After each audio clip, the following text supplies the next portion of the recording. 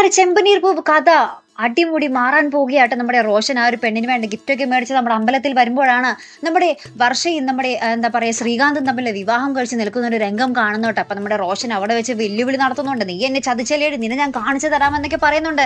ശേഷം നമ്മുടെ റോഷന്റെ വീട്ടുകാരെയും നമ്മുടെ വർഷയുടെ വീട്ടുകാരെയും കൂട്ടി നമ്മുടെ രവീന്ദ്രന്റെ വീട്ടിലേക്ക് പോവുകയും അവിടെ ചെന്ന് ഭയങ്കര ഒച്ചപ്പാട് നടത്തുന്നുണ്ട്. എൻ്റെ മകൾ എവിടെയാണെന്നൊക്കെ ചോദിക്കുന്നുണ്ട്. അപ്പം നമ്മുടെ രവീന്ദ്രൻ വല്ലതും അറിയാമോ? രവീന്ദ്രൻ പറയുന്നുണ്ട്, എനിക്കൊന്നും അറിയില്ല സാറേ, ഇവരുടെ വിവാഹം കഴിഞ്ഞതുപോലും ഞാനിതുവരെ അറിഞ്ഞിട്ടേ ഇല്ല എന്നൊക്കെ പറയുന്നുണ്ട്. പക്ഷേ അവർ നമ്മുടെ വർഷയുടെ അച്ഛനൊന്നും ഇക്കാര്യമായി വിശ്വസിക്കുന്നേ ഇല്ലാട്ടോ. എന്നിട്ട് ലാസ്റ്റ് അവർ പോലീസിനെയൊക്കെ വിളിച്ചു വരുത്തി നമ്മുടെ രവീന്ദ്രനെ ആ ഒരു പോലീസിനെ കൊണ്ട് പിടിപ്പിക്കുന്ന ഒരു രംഗമാട്ടോ നമുക്ക് കാണുവാൻ സാധിക്കുന്നത്.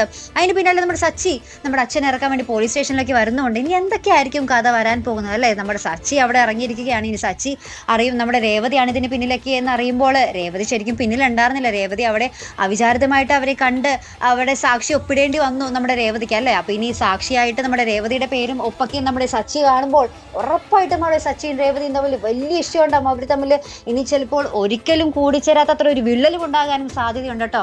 അപ്പോൾ എന്തായാലും മറക്കാതെ കാത്തിരുന്ന് കാണാം. വളരെ ഒരു കഥാഗതി മാറി മാറിയുന്ന നിമിഷങ്ങൾ തന്നെയാണ് നമ്മുടെ ചെമ്പനീർ പൂവിൽ വരാൻ പോകുന്നത് കേട്ടോ. അപ്പോൾ എന്തായാലും കാത്തിരിക്കാം. അപ്പോൾ ഇതുപോലുള്ള പ്രൊമോ റിവ്യൂസിനും എപ്പിസോഡ് റിവ്യൂസിനും ഒക്കെ നിങ്ങൾ മറക്കാതെ ചാനൽ സബ്സ്ക്രൈബ് ചെയ്യുക.